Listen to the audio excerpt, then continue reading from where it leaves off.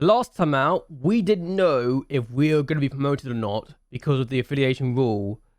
Well, we found out what has happened and what is the case. It turns out we have been promoted after all. Let's get into the new season, shall we?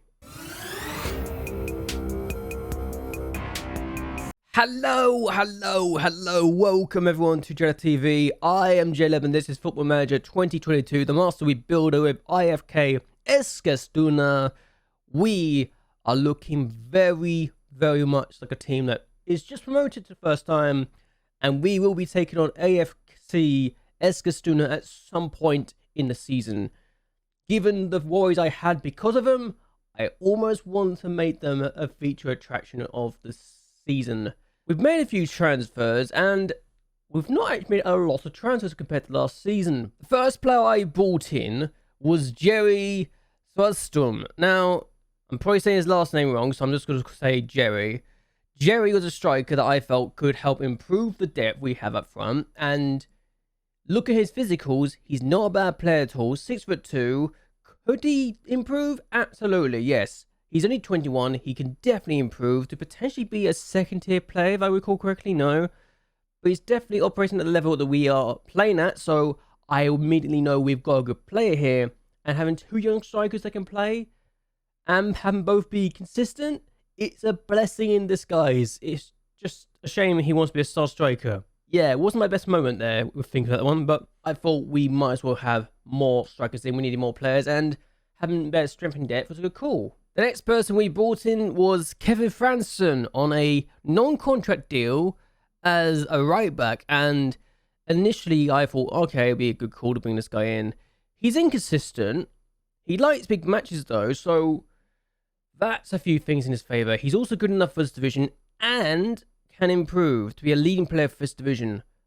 I'm honestly not expecting to be promoted this year, but if we do get promoted somehow, then we're probably buggered. But this guy's really good as a fullback on attack and a wingback on support.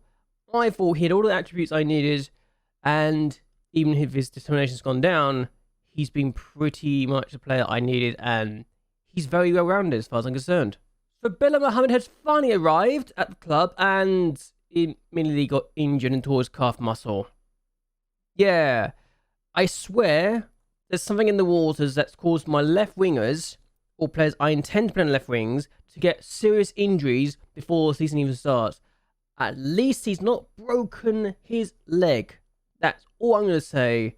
I'm just grateful that we can use Mohammed at some point this year, and there are 30 games in a year, so we can absolutely use him. He's got a lot of things to be excited about though, and yeah, I'm very happy we got this guy in. 21, can definitely improve. I just hope he isn't going to be hindered by the injury. That's all I'm going to say. So I may have also brought a new goalkeeper in, who's only 6 foot, but Nicholas Martvel Kakosios is our new goalkeeper, and I actually like to believe he's better than Backman. He's young, 21, and let's compare him to Backman just to prove a point.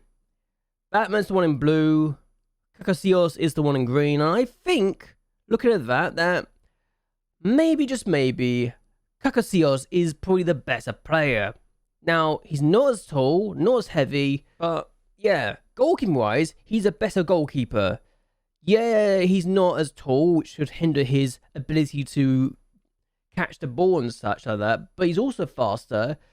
There's just a lot of reasons to like Kakosios, and I think he's the better goalkeeper out of the two, so it's a pretty good combination to have, really. But Summon Mardinga is a pretty good winger to have on our team, an inverted winger, and a position I really wanted to use, and he's finally have someone that can use it. And attacking or support, he is very good, and I like to think that the fact he can cut inside from the right wing just adds to his ability. The fact he doesn't like big matches is the only concern I have, but he's a leading player for this division.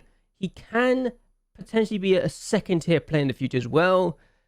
Simon looks very exciting, even if he's only played 57 times for Leninga. He didn't have the best of times last year, but honestly, if you look at his first season, he was really good there. So I look at him and I think, yeah, he's a really good signing. We've also brought in Oscar Aina as a midfielder and a defensive midfielder. He's a good player for his division. He's probably the oldest player I've ever signed in a save, which is saying a lot. He does have a few problems with injuries, but a deep line playmaker on support or defend, he's perfect for that. I don't need him to move around a lot. I don't need him to do that much. He's also 6'3", so he could be a threat on corners. He's really good with both feet, and he could be a set piece specialist, being first in corner kick taking. I think that Oscar could be our guy to go to for set pieces, either taking them or being receiving ends and crosses. The last person I've actually signed is Emil Johansson, and we signed him on a free transfer because he was available, and I thought, you know what, let's sign him. Now, admittedly, he's better as a wingback on defend, but I plan on using him as a wingback on support, which might not be the smartest move in the world, but at the same time, he's got the attributes I'm looking for. He's good enough for this division. I have no reason to be concerned about this. The fact he's also better than Franzen and Lad in the right back position is also a very good thing for me. So looking at the league, we've got 16 teams this year, which makes this the biggest league we've been in so far in the save. And we're actually predicted division 6th place despite only just being promoted because of the signings we've made. And I like to think that because of these signings, we could be really good. Now, admittedly, our main rivals, IFK Eskilstuna, are expected to be 2nd place. There's a difference between us and them. We are semi-professional. That's obvious. We've been semi-professional since we started the save. Athletic FC Eskilstuna are professional. So, I look at that and I think, okay, that's a thing. They've also been in the 2nd tier since the beginning, and they actually have actual shirts. So, again, it tells me a lot. It also told me that the 2nd tier are all professional, and I will just go through and show this now. Helsingborg's getting relegated was a shock to me, but there we go, the biggest team in the 2nd tier. But every team in this division are professional. And I just wanted to go through it and show that, apart from, okay, there's one team that's not professional, and they are very insecure and bottom of the table. I think they just got promoted as well, so, again, makes sense why to be struggling. They are very much struggling a lot.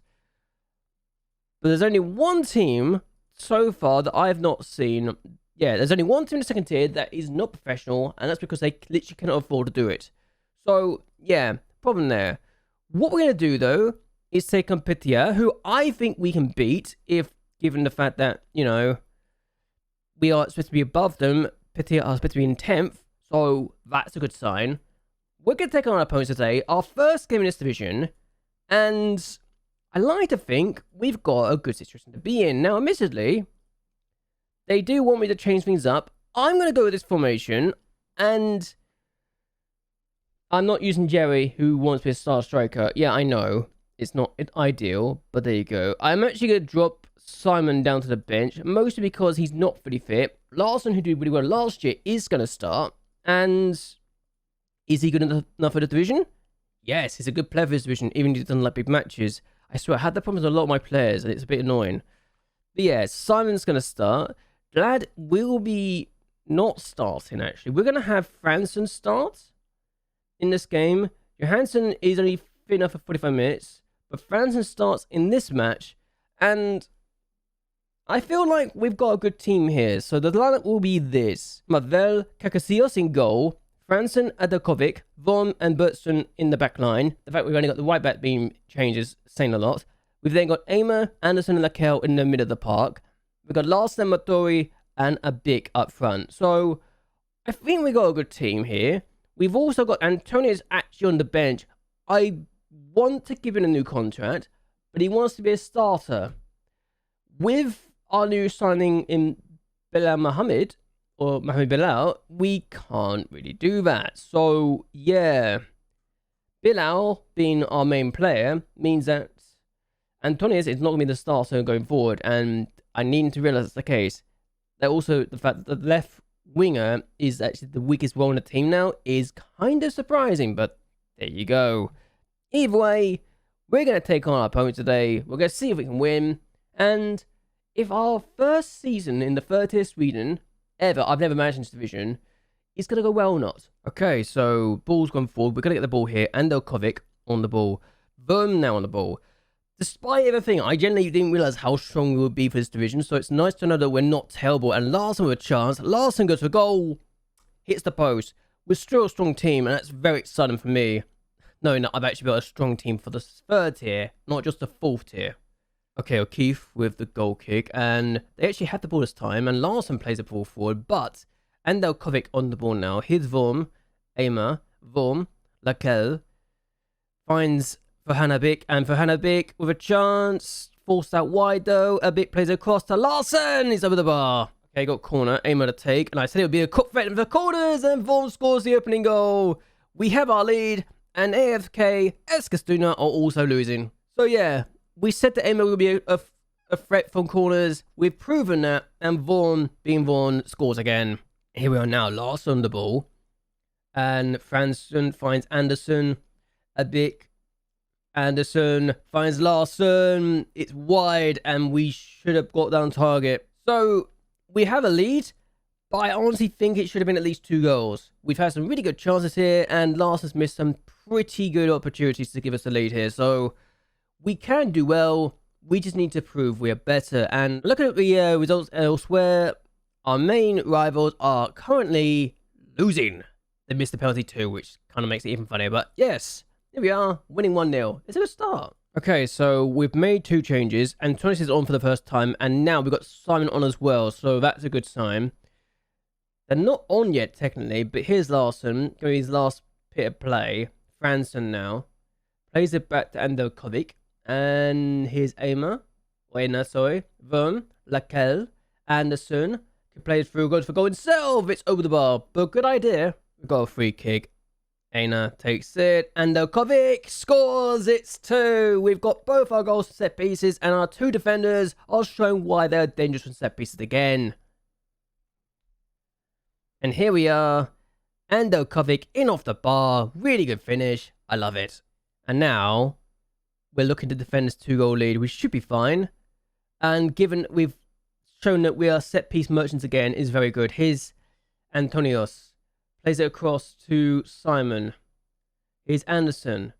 Now Fransson. And look at this. We've got time and space to ourselves. Fransson can place in the middle. Has found Anderson. Plays it across to Aina. Here's Lakel. Aina again. Out wide to Bertson. Really good football here. Plays it across to Van Hanabik. It is free. And we are showing that we are going to be one of these best teams in the division this year. Just from this build-up alone. Bertson with his first assist of the year. Some things never change. And for Hanabik scoring is one of them.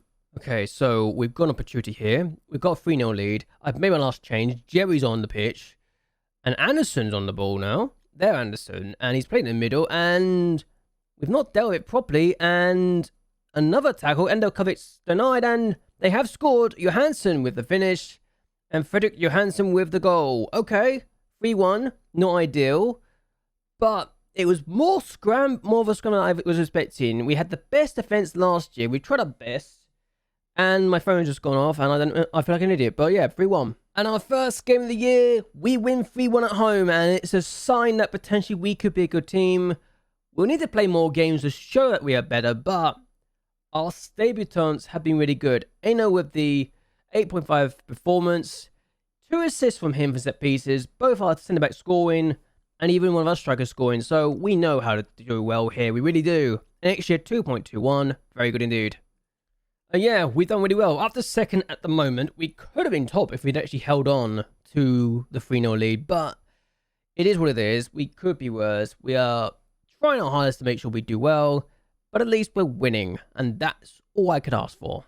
Oh yeah, I forgot to mention, the reason why we are up this year is because we actually terminated our affiliate link with IFK Eskilstuna, and given that they're currently bottom of the table after 1 game, we might have made a good call there. What we're going to do is actually end this here. I hope you guys have enjoyed yourselves. I hope you guys will like and share this video, and that you subscribe to my channel. It really does help me out a lot. Either way, until next time, goodbye, and well, good night.